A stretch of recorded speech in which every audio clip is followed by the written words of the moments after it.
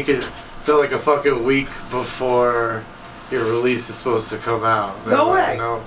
Yeah. We were gonna fuck with them, but I was like, I don't know, man. It looked crazy, like what they wanted you to do just to put a joint up there. Yeah, no, they're just, I don't know. It's weird. They hold like it over your head. They're like 80% or $80 a year. Over like. Yes. It's not even that the price or whatever. It's more like fucking. It's just annoying that you're tied to it, where your music is gonna get deleted. You can't transfer it. You can't fucking. You have to go through the process of re-uploading. So we're gonna start doing a podcast, but I just gotta find the right spot. So this is gonna be on YouTube no matter what. So if you follow him, he'll follow you back. Really baked right now, just so how'd you get your? I'm Carl, by the way. I go by Criptoknight when I make the DJ shit, when I make his beats and shit like that. How'd you come up with your name? I come up with my name. Well, my original name was Goth, and I had that name for a while. I was kind of just trying to think of something that fit me, and I've always kind of felt like the gothic side of something is more like the emotional and like, what's the word? Negative or like harsh side, and then the perp side is the more like positive and like passionate side. And eventually I felt like that persona / whatever you call a name was kind of out of date, because like I stopped doing a lot of stupid shit. Like I stopped doing drugs, stopped smoking cigarettes, stopped fucking being like really lonely and not talking to people and shit. Like I'm like a different person now. So I was like, what's the next? Yeah, I was like, what's the next stage from that? Where do I go from there? And I don't like just. I can change, but I know who I am. But like, it was kind of a junior sounding name, Goth. I don't know. So I was like, I need something that sounds more like you could hear it on the fucking Grammy stage or some shit. And I was like, what's the next step? Amethyst is kind of like It was either that or Indigo, but I went with Amethyst. I'm working on shit with the name Indigo for HyperGod too, though. But Amethyst is like the next evolution, because it's like solid versus it's like a realized thing versus perp, like whatever the ideal of that is, I guess. And then Gothica is like just like the next, I don't know, it's a step up from goth, I guess. I like that. So you like reinvented unique. Your original name my to original make it take older. On goth, I guess. Yeah. Yeah. Where are you from? I'm from Portland, Connecticut originally, then fucking Hartford, then fucking Waterbury, then Manchester, New Hampshire, and now I'm in New York, Hyde Park, New York. You said New Hampshire before that?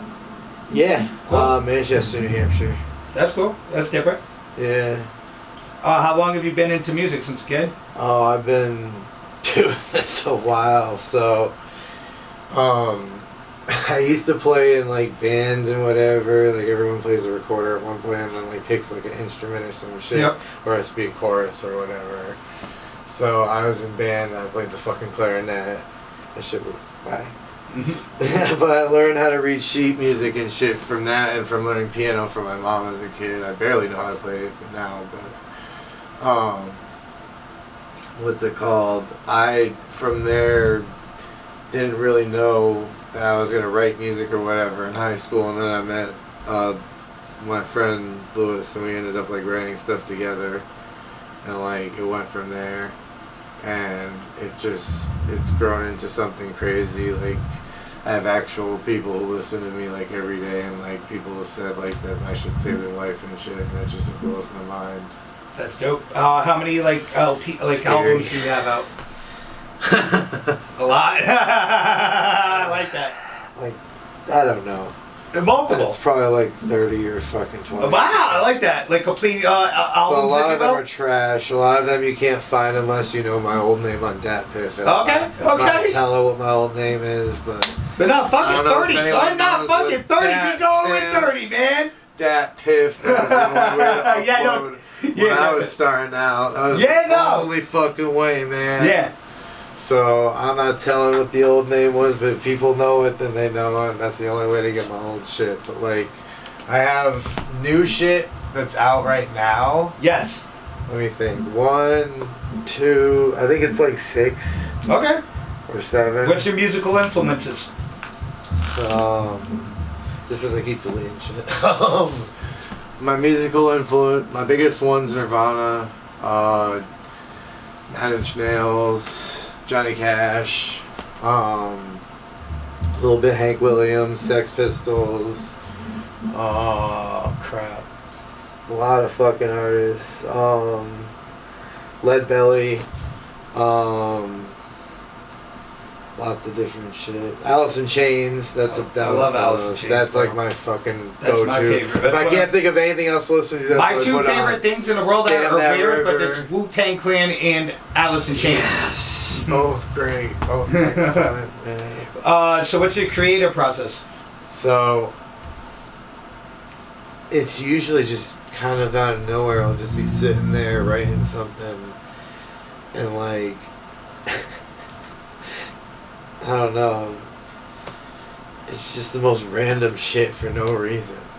Like That works. I don't even think about it. It's a weird like thing where it's like almost channeling. I don't even think about shit anymore. I just write it. Like, it just happens. I don't know. I don't know if my shit's any good from that or any bad from that, but it's just what happens. I like that, but it's a system, if you will, and you follow it. Right, and I like writing. So Ethan, who's the other one who's here, his name's DT13X, and I'm teaching him how to do music and like record and like write and shit. And like my process is I write everything down. He does a lot of stuff freestyle though, and he's getting really good. He's getting really, really good. Yeah. Do you have any pre-show rituals to get on stage? I say that because I used to make songs with Frank. I'm too scared to get on stage with him now.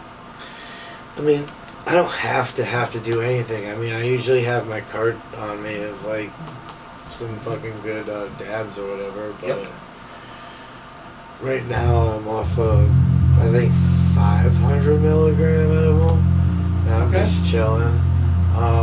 This was my first one in a little while, and shit's been weird. And driving here was hard. And, like, so an edible though, and that gets you in the zone to get on stage. Yeah, a little bit.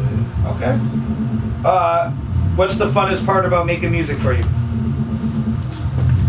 Just seeing the impact on people's lives and seeing like the fact that something I'm doing is making a difference, and just that. I mean, my favorite part, I guess, would be the listening to it myself. But like, to be honest, it's crazy that I've made people feel any sort of way. That's dope. Yeah, the connection to people. Yeah. You know. Yeah. And like to me, I always tell people because I record a lot of the music for people. Like you get to live forever throughout the music because you're digitally recorded. That says live forever. That's why. Dope. That's dope.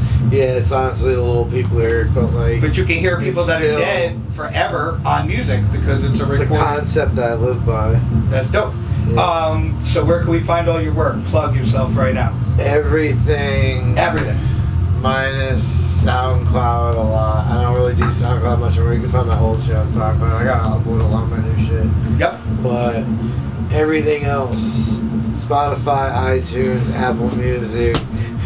We're on fridges in Japan. We're on. Okay.